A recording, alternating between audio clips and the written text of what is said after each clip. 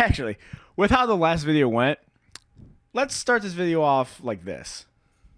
Yes, here's my Nintendo stuff, but also here's my Sony things with my other Sony things. And also, oh, look at my Genesis, my Sega Genesis, because that's there too. Oh, and look at my gaming PC. Look at that I also have. Oh, and my gaming laptop. Look at that. I'm going to be called a Nintendo fanboy, and my opinion is going to be invalidated because of that, because I'm defending Nintendo, and because I like Nintendo things, and some of my favorite series are Nintendo IPs. That's going to invalidate my opinion somehow, even though can only Nintendo haters have opinions on Nintendo? That makes absolutely zero sense. But let's get on to the video. So this one's going to be kind of a twofer, because I want to talk about the EULA and about gaming exclusivity as a whole. But let's talk about more recent news about Nintendo. People are pissed off about finding out the wording of the EULA, Nintendo's TOS for the Switch, and it goes a little bit something in the lines of, if we detect cheating or unauthorized modding of a console, that we can go in and take action. One of the actions can be bricking your console. Bricking is not the term that they use, but it's essentially would render it useless. Here's a simple solution to that. Don't fucking mod your console. Just don't do that. Just don't jailbreak and hack your console. That's a simple fix. Just don't do it. Just play games. I don't know why you have this need to want to fuck with things and mod things. Just play the game. If you want to mod things, just use a PC. And for those people who are like, just play PC instead, stop commenting on Nintendo things then. If you're just going to play PC and not give a shit about Nintendo, just go and play PC and let the people who are going to buy a Switch talk about the Switch. And you don't have to be a fanboy to be invested. You just have to at least like Nintendo in some way, shape, or form. But if you're like, well, I just play only PC and fuck Nintendo, you're just on the bandwagon of hate, and you need to just go away from that. This kind of EULA ruling has been in consoles and gaming since they've been able to connect to the internet. Okay, maybe a little bit after that, when it became prevalent and prominent that it should be connected to the internet. Not Dreamcast PS2 style. You could play some games on the internet. Kinda. No, I mean the 7th generation of gaming with PS3 and 360 and the Wii. This kind of rule has been in place where they could lock your games, they could lock your account, and if they truly have to, and it is kind of a last resort thing, but if they truly have to, they can render your console useless. This has become such a prevalent thing that modders will talk about this whenever they tell you how to mod the console. It happened with the Wii U. It happened with the Wii. Even it happens with the PS4, PS3. And, they will say, if you're gonna mod this console, do not connect to their services. We cannot guarantee that you will not get your account banned, or your games locked, or your console bricked. Modders will tell you this. Do not connect to the internet with a modded console. So, and this is a way to prevent piracy, a way to prevent hacking and online gaming, wrongdoings. And there are the type of people who are like, well, I want to use my Switch 2 the way I want, and I want to emulate things. No matter what product you get, it is more so of a license. You can't, people compare this to buying a disc or buying a movie. And that's the thing is, you can't buy a movie from Best Buy and then sell tickets to a homemade theater for people to watch that movie you bought in Best Buy. That is illegal. You need a license to do that. So just because you own the movie doesn't mean you can use what you want or use the IP how you want it.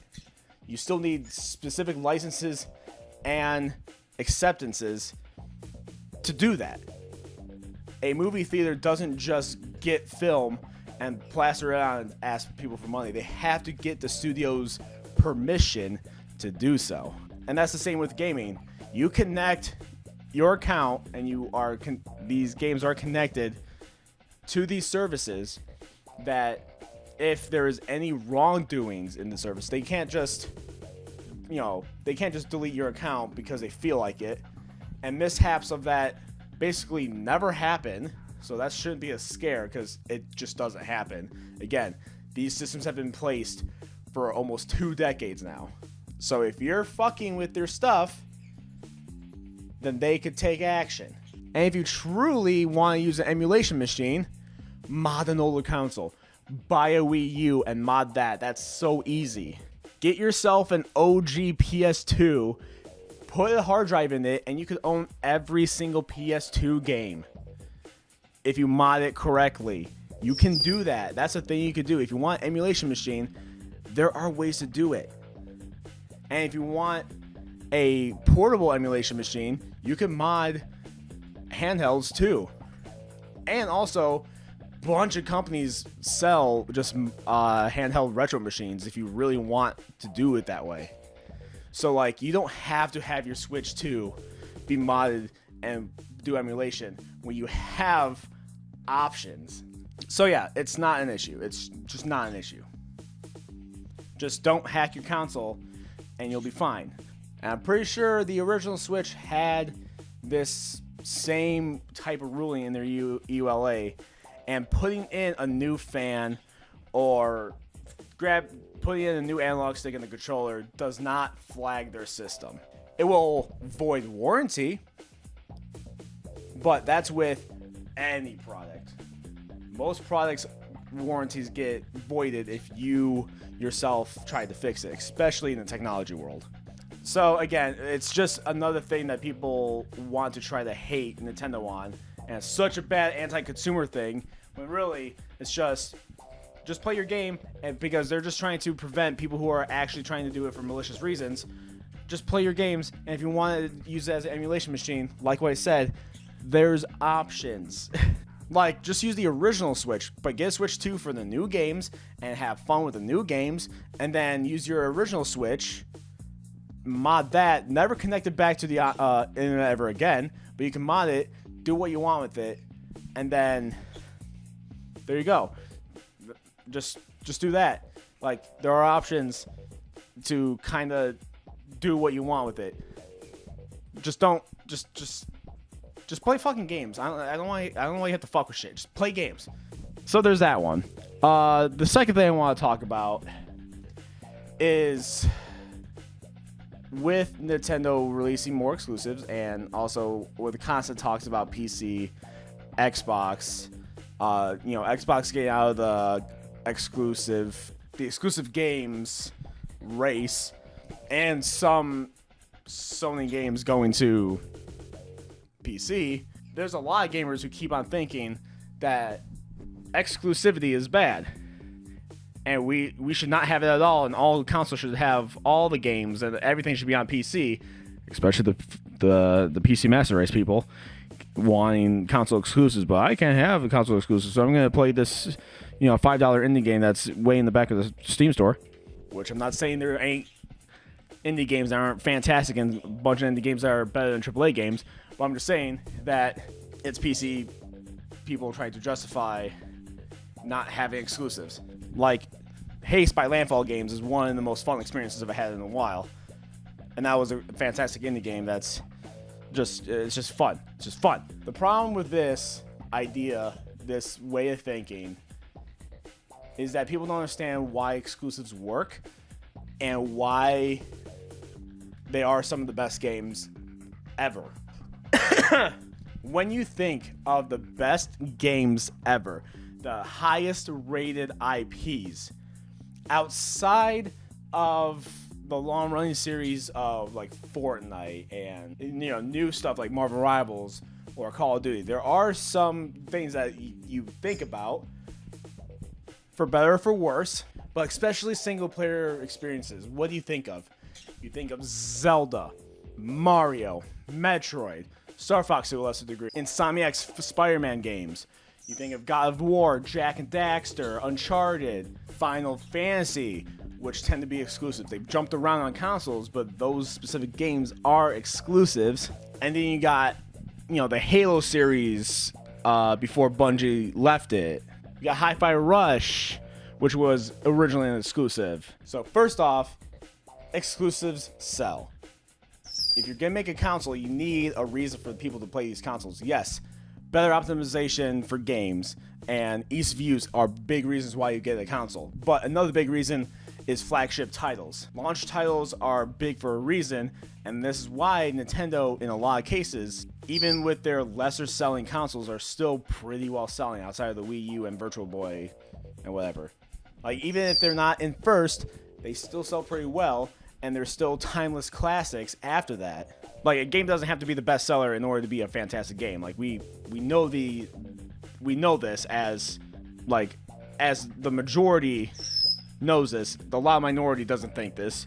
They looks directly at live play and Steam sales, and they're like, well, this one has more sales, so it's better. Which that's just not how things work. The Switch probably wouldn't have sold as well if it didn't come with Breath of the Wild. Naughty Dog making a packed-in title with Uncharted with the PS3 definitely boosts sales, because Naughty Dog made Crash Bandicoot and Jak and Daxter before that, and they're like, well, we know that company, that's a good company. But on top of exclusives, being a reason to sell games, usually, like, why are they some of the best games? And that is all due to just optimization. If you only have to work with one architecture, with one style of computing, the exact specs of what you're working with and how they work with each other, especially older consoles. Newer consoles are a little bit closer to the PCs, but they're still very, very specific, and you can optimize for these things. God of War 3 still looks like an early PS4 game, and that was an early PS3 game, because Santa Monica knew how to make a great looking game, optimize and run well with the hardware they were given. If Santa Monica Studios had to make a version for the Wii, which would have sucked, because no one knows how to optimize on Nintendo consoles apparently, and then they had to make another version for the Xbox 360, and then another one for PC, then the game would have not been as good on launch. Sure, they could eventually release the game on different consoles after they optimize it for those, but it works so well because they know the architecture of the console. That's why every Wii game made by Nintendo looks way better than every single third-party game. And I mean every single third-party game, because Nintendo knows and optimizes so well, and they use so many cool programming designs, and just like the way they program really makes the game look and run well, better than it probably should on that console, because they know how to use their hardware. And that's why exclusives are great. They're made, one, usually without a time limit. The games that tend to get forced a time limit are third-party games, and they tend to come out pretty shit. Not saying games that don't have time limits also don't come out like shit. Cyberpunk 2077. But in most cases, with a well-organized team with a good director who could do great things in a timely manner, but not limited to a strict timeline, can make a great game, especially if it's exclusive to a console. It's quicker to make games when you know you're only working with one piece of machinery, and the game is going to look and run better because it's optimized for said machine. And this is why PC versions of console games suck. They just suck. They're always poorly optimized compared to the console version. Even if it's a third-party game that releases across the board, the PC version is the worst, because at least when you're trying to optimize for multiple systems, you could still, well, this system works like this and this system works like this. A PC, you have to worry about, do they have an AMD processor or an Intel processor? Do they have NVIDIA graphics card? Do they have an AMD graphics card? Is their laptop integrated? What are they working with, a 2050 or a 4070? Like, there's only so many sliders that can help you optimize for a game. and make it run well, opposed to a dedicated machine that you know exactly what's in it and you know how to use that. Naughty Dog being the geniuses that they are before Druckmann came in and ruined everything. Crash Bandicoot used the PS1 weird chipset, the double CPU, and was able to program the game to route memory in a way where the game could process a lot more than what other PS1 games can do. That's a butchered explanation on it. There's videos on it that could explain it in like way better terms, but Naughty Dog knew the chipset and worked with it super well to make the animations in Crash Bandicoot that other companies just couldn't do with the PS1. And same thing with Jak and Daxter. Having no load times on the disc-based system in 2002, the programming was so intense because they knew what they were doing so well that it took until 2 years ago for other people to crack it and be like, and have a native port to PC. It took 20 years for people to figure out how that code worked and reverse engineer it to make it actually not emulated, but a native port.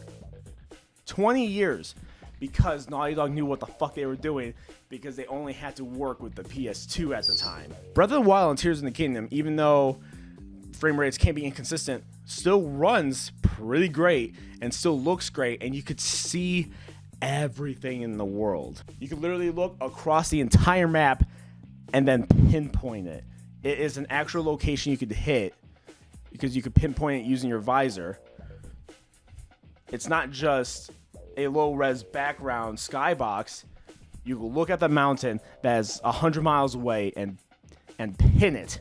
But Neversoft can't make Mortal Kombat 1 run basically at all. It's a miracle that the game even runs, let alone plays the game. But it looks like shit, runs like shit, and that's a fighting game.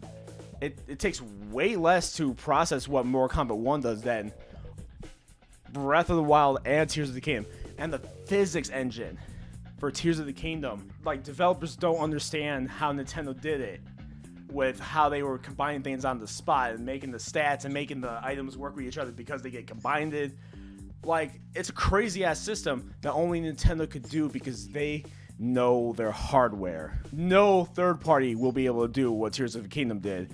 No matter what your opinion is on the game, when it comes to programming and the mechanics and how detailed it is from a programming standpoint is insane.